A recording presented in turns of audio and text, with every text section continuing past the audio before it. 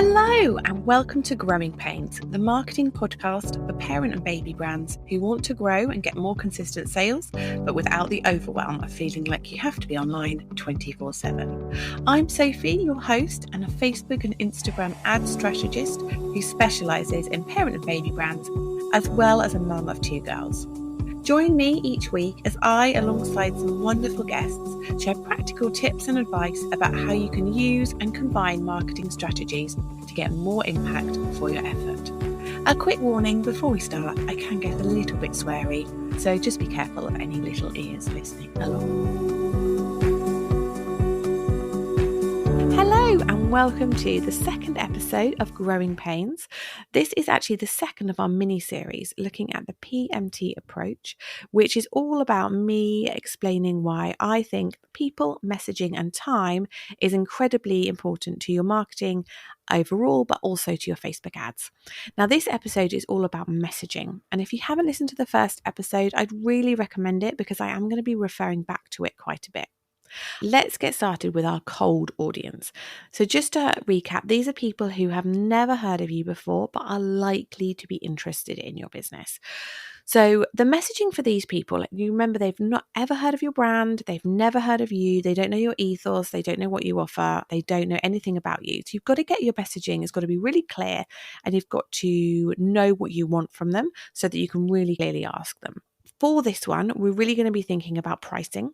And if you've got a lower value product or service, by lower value, what I mean is probably under £50 to £100, then if it's under that amount or your average order value is under that, so you might have like lots of little things that people might buy from you, but your average order value is under £50 to £100, then you can go straight for the kill. Like you can go straight in and ask them to buy from you. And you can kind of, if you listen to my previous episode, I talked about the little sock company that I literally saw an ad and I just went and purchased. And, you know, the average cost of the socks, I think, are like between maybe £5 and £10 for a pack. So it's quite a small ask of someone. It's something you could see and be almost like an impulse purchase. Now, the reason I say between £50 and £100 is because it really depends on your demographic and your product as to whether £50 or £100 is an impulse purchase. If you've got like a luxury product that is aimed of people that have a reasonable amount of disposable income and maybe a high net worth, more disposable income, under £100 might be an impulse purchase to them. That might be the level that's fine for them. If you're aiming your product at people who have slightly less disposable income or a lower income bracket, then if it's under £50, then I would go straight for the ask. And in these ads, you need to be quite clear about the pain point that you solve or the benefit that will bring to their lives, you know, the reason your product exists, you know, a bit about your ethos, and your imagery needs to be incredibly clear about what you offer and what you want them to do, like using messaging in your ad like buy now or click the button below to shop now. Really, really clear. Try and keep the actual copy quite short. Bullet points using emojis are really good. And in the first line of the ad, you really want to hook people in. Like you want to make sure they know this is for me. Like really clear, like, you know, are you a parent of a baby under 2? Like you don't have to be quite that explicit, but you need to know that it's for you. Now, if your product or service is over £50 or £100, depending on kind of where you're sitting, then actually all you need to do is move them to the next step. You need to move them into your warm audience. And the way you can kind of do this is you want to get them onto your website with like a smaller ask than go and buy from me. So that could be reading a blog. It could be going to have a look at something that's of value to them on your website that's interesting, but isn't quite asking for the same. It could be to join your email list, which is a brilliant way of then nurturing people over time. It could be to follow you on social media. So with that, you could set up an engagement campaign where you get more engagement on your posts and then you can encourage people to follow you. Or it could be that you run a video and you just want people to kind of watch your video. And then the longer they watch, the more you'll be able to assume that they're interested in what you offer. And at this stage, this kind of messaging that you're for these people is much more about brand awareness. It's much more around the ethos of the company, why they might look to buy from you. Again, the kind of pain points you solve or the benefits that you bring to people's lives. Like, what is your USP? Why you? Type thing. And you're just warming people up. You're just getting people, so that they know what you offer and why you offer it. and you're moving them down into your warm audience, because once they're in your warm audience, you can then nurture them over time. So often what we're doing at this top of funnel, so this cold audience, we just want to move as many people as we can into our warm audience so that we can nurture them with our various different marketing activities. And often with small businesses in particular, if you've got a relatively small budget, some of the best ways of using your budget is to use Facebook's targeting, getting out to the right people, use its ability to reach a lot of people consistently. Like if you're spending about £10 a day, unless you're in like one of the big peak periods like Christmas when ads do get very expensive, you should be able to reach between like 1,000 and 2,000 people a day, especially with something like a relatively low ask, like joining an email list or engaging with you on social or something like that. So you're consistently reaching that amount of people every single day. That's what ads brings you. But if you've only got a small budget, spend your budget there and then use other marketing means to actually get the conversion. So to actually get the conversion, you could use your email list is a really great way of doing that. Post on your organic social and, all those kind of things that you do normally to get people to buy from you. Use your budget at the top and then use your other marketing methods for this warming bit. You obviously can use ads as well, but just in terms of if you've got a really small budget and you're looking at the best way of using it, often that's what I'll talk about, using your ads to get people onto your email list and then nurturing them from there. So that's your warm audience. That's your cold audience, moving them onto your warm audience. Now, people who are already in your warm audience, what kind of messaging can you use for them? And again, it's all about taking the next step. We really want to get people onto your website and we want to get them looking at specific products, ideally adding to cart. Obviously, ideally purchasing from you, but always just look at the next step. You want to get them onto the website, adding to cart. That gives you a really great opportunity then to target them with emails and other messaging. That's when you can get into the next level of messaging for your hot audience. But for your warm audience, what we want to do, this is less of an intro and this is more direct. Once they're in your warm audience, you need to assume that they kind of know your brand, they know roughly what you offer, and they know your ethos, like are you eco-friendly, or are you luxury, or are you design-led, or are you, really practical?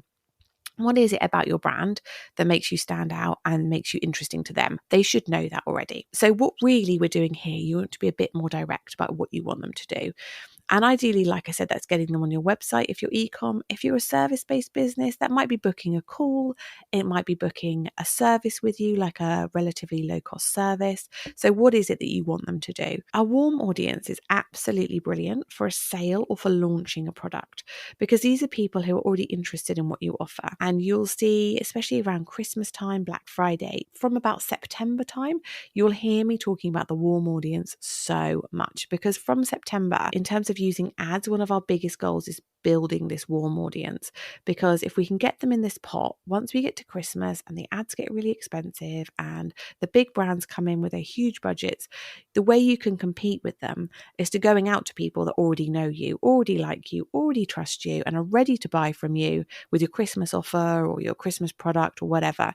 It's a brilliant way of using your budget really effectively.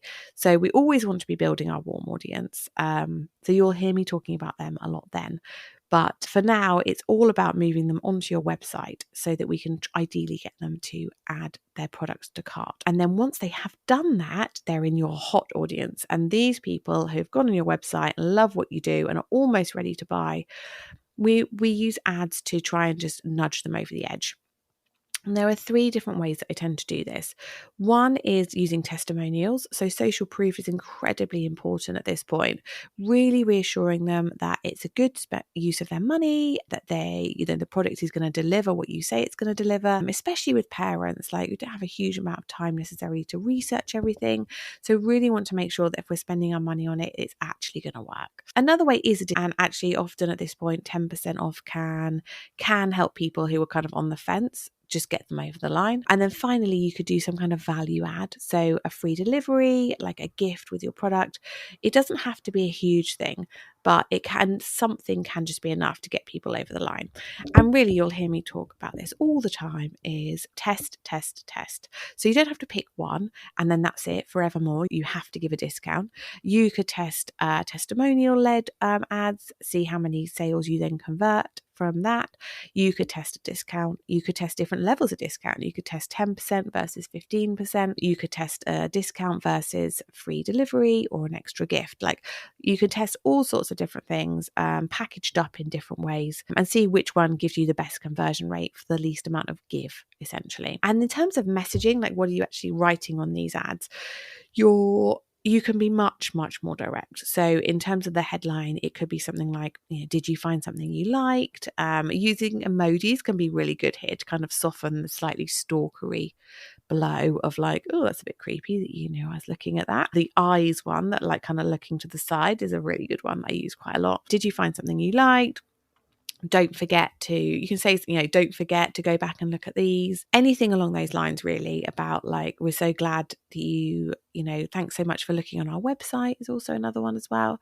So just and then kind of pushing them like, go and check out, while stocks last, that sort of thing, like a little bit of time. If you can introduce some kind of time pressure, like if you're running a sale, obviously that's really good, like, 1 day left, or, while stocks last, that sort of thing. That works quite well, but you don't always have that opportunity. You always want to make it genuine as well. Like, you don't want to be disingenuous and put like a false time in as well. And then finally, so people who've purchased from you, the messaging we kind of want for them really depends on your product or service. Are they going to be buying from you again? So if they are, it's a product that they might run out and then they need to buy again. Working out roughly how long it takes someone to use it, and then using messaging around, is it time for more? Like, don't forget to buy more, have you run out? You could do some brilliant ads around that. I've seen some great ones for like subscription boxes and things that you have to buy over and over again. So really making sure you've kind of got those timescales nailed is really interesting here. The next one is, again, similar to your warm audience, sales or launching new products. You really, really want to be making sure that you are including people who've purchased from you, because they are really people that are likely to purchase again. Like, loyal customers are going to be the ones that bring in those consistent sales, or help you kind of make those consistent sales. So making sure that you're including them in your sale and you're launching new product audiences as well. So those are the 4 different audiences and the kind of messaging you can use at the different levels. Obviously, I've kind of been talking about Facebook ads, but you can use this across all of your different marketing.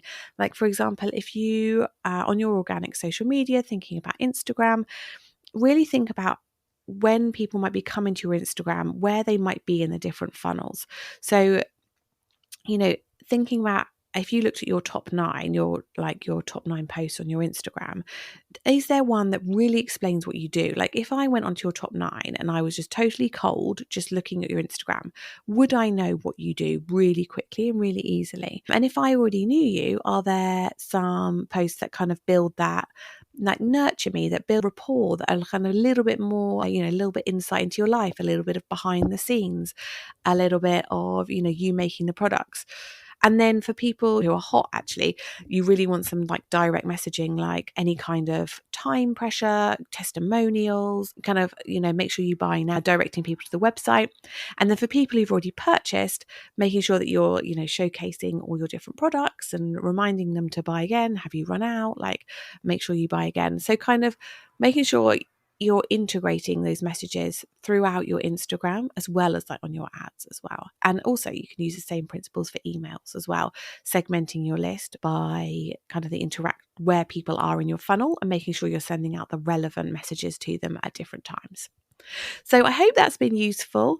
Again, this is a mini series, so this is the second one. And in the third one, we're going to be talking about timing. So when do you get these ads out to people, so that you're not annoying them or missing the mark, but you're also not missing opportunities for people to buy from you, and so you get the most from your budget. I will speak to you then. Thank you so much for joining me this week. To go alongside this mini-series, I've created a special download for you all that's going to help you look at how you build your audiences, craft your message, and get in front of people at the right time. To get your copy, you can go to thesocialpod.com/PMT Approach, or just click on the link in the show notes.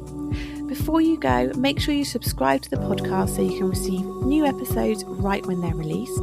And if you have enjoyed these podcast episodes, I'd really love to ask you to leave a review in Apple Podcasts. Reviews are one of the major ways that Apple ranks their podcasts, and it only takes a few seconds but really does make a massive difference to new people finding me. Thank you again for joining me, Sophie, in this episode of Growing Pains. See you next time.